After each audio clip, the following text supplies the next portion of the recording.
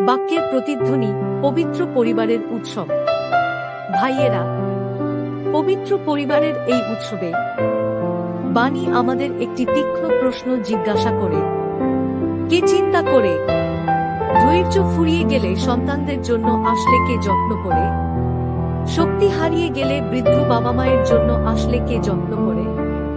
একটি পরিবার যখন চুপচাপ ভেঙে পড়তে শুরু করে তখন আসলে কে যত্ন করে?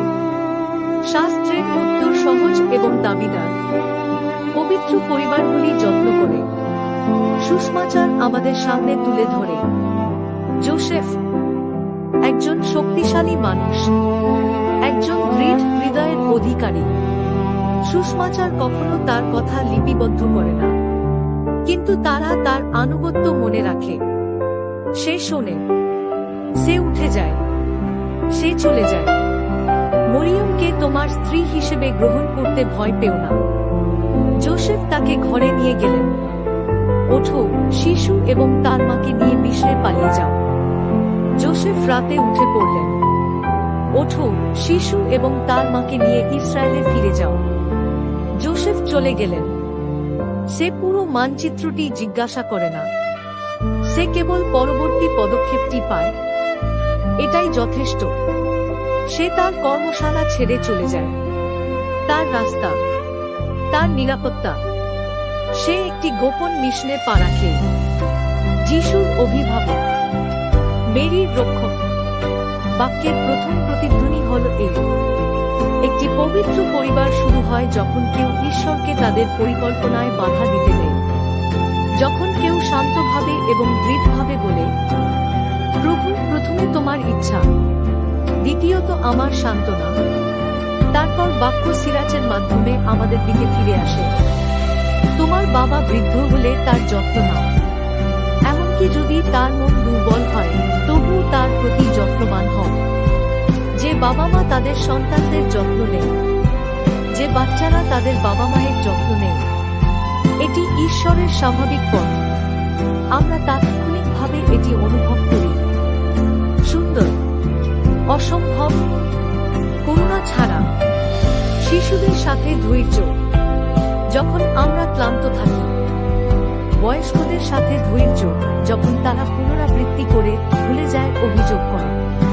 কে একা এটি করতে পারে? সিরাজ সাহসের সাথে উত্তর দেয়, বাবার প্রতি দয়া ভুলে যাওয়া যায় না। এই যত্ন কেবল কর্তব্য নয়, এটি পিতা ঈশ্বরের কোমলতার অংশীদারিত্ব। যিশুর জন্মের অনেক আগে ঈশ্বর নবীর মাধ্যমে প্রতিশ্রুতি দিয়েছিলেন।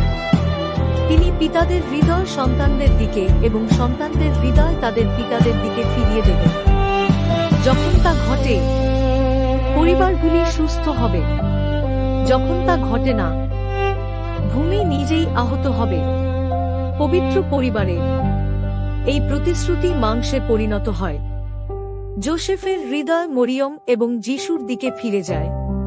মেরির হৃদয় যোসেফ এবং যিশুর দিকে ফিরে যায়। যিশুর মানব হৃদয় মরিয়ম এবং যোসেফের দিকে ফিরে যায়।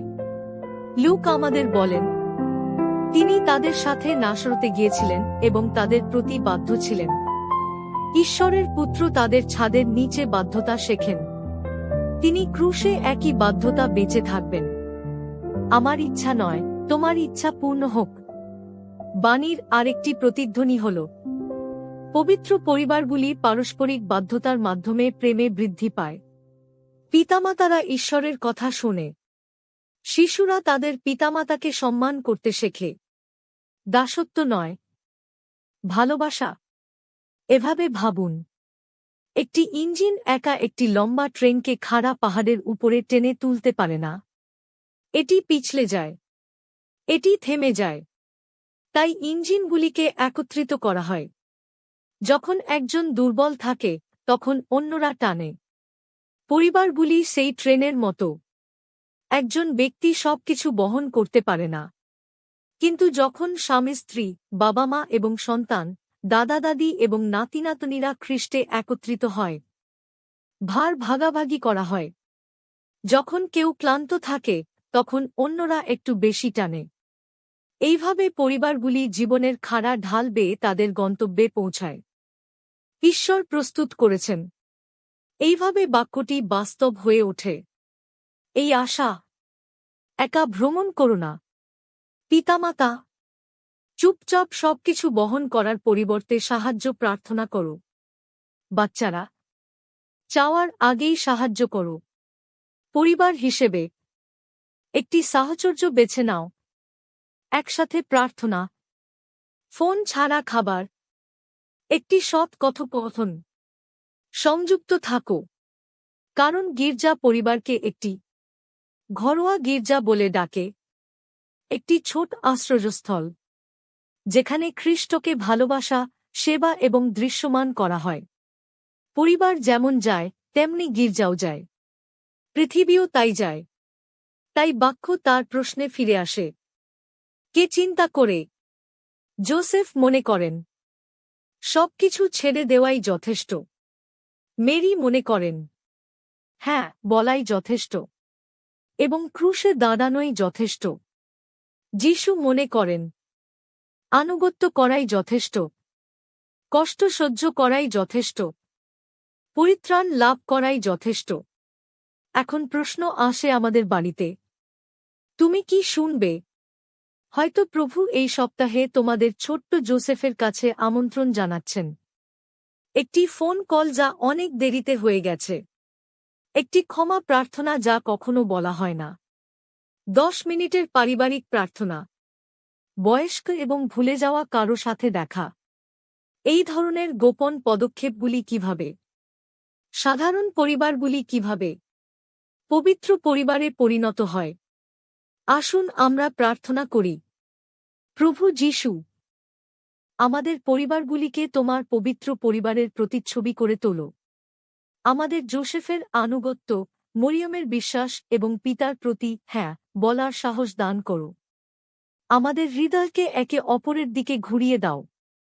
তোমার ভালোবাসা দিয়ে একে অপরের যত্ন নিতে শেখাও, যাতে আমাদের ঘরগুলি ছোট ছোট গির্জা হয়ে ওঠে যেখানে তোমাকে ভালোবাসা হয় এবং দৃশ্যমান করা হয়। আমিন।